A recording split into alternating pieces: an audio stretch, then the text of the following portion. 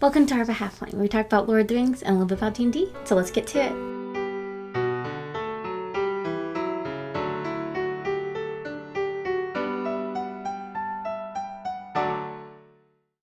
So today we're doing a watercolor illustration of Yavanna, and I just wanted to kind of talk about her, so let's get started.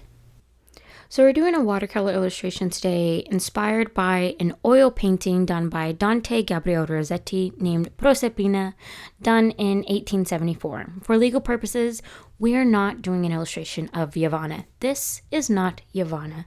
This is an illustration inspired by this painting. However, we will be talking about Yavanna. Any resemblance or thoughts you may come by that this is Yavanna is on your own. Legally, I am not doing that. This is not Yavanna. But as a quick recap of her tale, she goes by Kementari Paulorian. She has the titles of Fruit Giver, Queen of the Earth, Giver of Fruits. She is the wife of Aule, older sister of Yavanna, and she did sing in the music of the Ainur and was a part of the creation of Arda. And with the light or the lamps of Arda, she was able to grow the first things in Arda in the world. And when the attack by Melkor, all was lost really, and the Valar retreated to Valinor, and she did save what she could from the marring of Melkor and brought it to Aman. And in Valinor, she sat upon the mound of Ezolohar, and there she sang with the help of Nienna's tears, and was able to bring about the two trees of Valinor, which were her greatest creations. And these brought light to Valinor, as well as the passage of time. And Middle-earth is left in darkness, and what she can, she puts any plants and animal life to sleep, and there it will just remain in slumber, really, until the rising of the sun and moon, which she plays a part of as well. So, during Aule's creation of the dwarves, he reveals to Yavanna what he's done, and Yavanna's upset about this, that he's kept this a secret from her. She's glad that his creation has been blessed with life, but still he's been lying to her this whole time, so she feels hurt by this, and in her own form of punishment tells him that his creations will not take joy in her creations, to which Aule is just like, I don't care, okay? Everybody's going to destroy what you've created. And she's like, well, no, not unless they've been corrupted by Melkor. And he's like, yeah, that's not true. So in her nervousness, she goes to Manwë to figure out what the deal is. And Manwë kind of sidesteps her question at first, not really wanting to answer it. And it's just like, well, why are you talking about this to Aule? And Yavanna, still wanting to be a good wife and maintain her husband's secret, just says that she's concerned about the things that she's created, and that it would hurt her if all that she has done, which was already destroyed by Melkor, is now going to be destroyed by the people that she's creating it for, by the children of Iluvatar. And Manwë's like, well, if you had your way, what would be the one thing you would save? And she kind of gives us some thought, and she goes, well, I would want the trees to be the things that, for like plants to be the things that survive, because animals can, get away on their own. And that she would like for the trees to, speak for plants and all greenery. And Manwë's just like, well, that's a really weird request, but okay. And she's like, well, not really though, because in the song, I remember seeing the trees lifting their branches and praising Eru. And so Manwe's like, okay, let me kind of think about this for a little bit. And so he kind of goes off and meditates for a bit. And here, Eru sort of renews the vision to him and allows him to see beyond, his own part in the song. And through this, he sees the Ents and the eagles. So he goes back to Yavanna and he goes, you know what, you're right. The trees will be shepherds of all plants, and eagles will be there as well. These great eagles will be there to hear the cries of the children of Luvatar calling out to us. And Yavanna's like, oh, praise Eru, this is wonderful. My trees will, be the nest to your eagles. And Manwe's like, no, they're going to be in the mountains and doing their thing, but okay. And Yavanna doesn't care. She's like, okay, cool. I'm going to go tell Aule and rub it in his face. So she goes to Aule and tells him, well, you said your creation's going to destroy my trees, but you know what? My trees are going to fight back. So take that. And Aule doesn't care still and goes, well, they're still going to need wood. So, okay, whatever.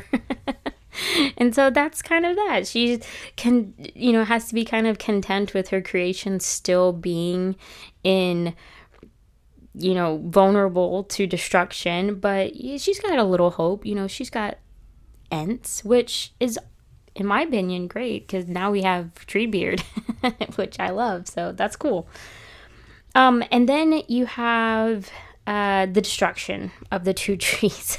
Poor Yavanna, she can't get a break with her creations. So we have Ungoliant, destroying her trees, and Yavanna is mourning over this, but then goes, wait, Feanor had the forethought to create the Cimmerals. If I have the Cimmerals, then I can heal the trees and bring back light to Aman. And so they ask Feanor, like, will you hand them over? And Feanor, gives some thought to it. I'll give him that. But ultimately he says no. And Aule is very understanding of this and kind of convinces the group to be understanding of Feanor's choice. And I think Aule understands this because of his, the way the dwarves were created, that there was a possibility of him having to destroy the dwarves if Eru had commanded that. And so he understands that sort of strife that Feanor is having to deal with at the moment. And so, Yavanna doesn't get the Cimmerals, and then you have, all of Feanor's mess, which we're not going to talk about. If you want to know about that, go listen to my Feanor video. But now we have Yavanna and Nienna going to Azolohar and crying and, singing over the trees, trying to bring them back to life. And Nienna, tries with Yavanna for a while, but eventually gives up and walks away. But Yavanna continues to sing for quite some time. And all that she was able to bring about was 1 silver flower from Telperion and 1 golden fruit from Lorelin. And through this, with the help of Aule and Varda, is able to create the sun and moon, which now we actually have light over Middle Earth. Now Middle Earth is in darkness and only going by the light of the stars. Now they actually have the sun and moon. And that's kind of up to the point that we've gotten to in the Silmarillion. But continuing on with her story, she's also a part of the creation of the land of Andor, which becomes Numenor. So that's sort of all of Yavanna's tale. The Valar, at some point they just don't have a whole lot of interaction with Middle Earth and what's going on. But one of the things that I really appreciate about Yavanna is that she's kind of one of only 3 Valar that during the darkness of Middle Earth is, and before the children of Luvatar, she is one of the 3 encouraging the other Valar to go back and prepare that land for the elves, for the children of Luvatar. which isn't something that, out of 14 total Ainurs, and not including any Maiar that may have been involved as well, only 3 Valar are paying any attention to Middle Earth. You have Olmo that's kind of going back and forth, and he really doesn't have a whole lot of interest in remaining in Amon and Valinor. He kind of, I feel like he understands more of what their purpose was by Eru to prepare the land.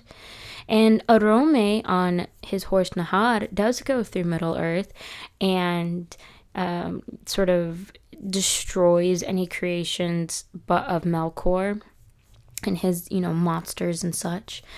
And Yavanna is going back and sort of checking on her creations of Middle Earth, which are all still in a slumber.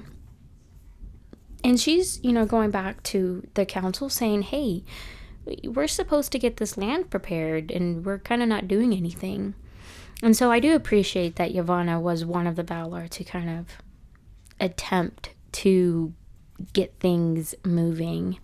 So yeah, there's not a lot on really any of the Valar at this point anymore. It does say that in the description of Yavanna that she takes the form of a tall woman clad in green, and at times takes other forms, and that some have seen her as a this magnificent tree with the sun as her crown.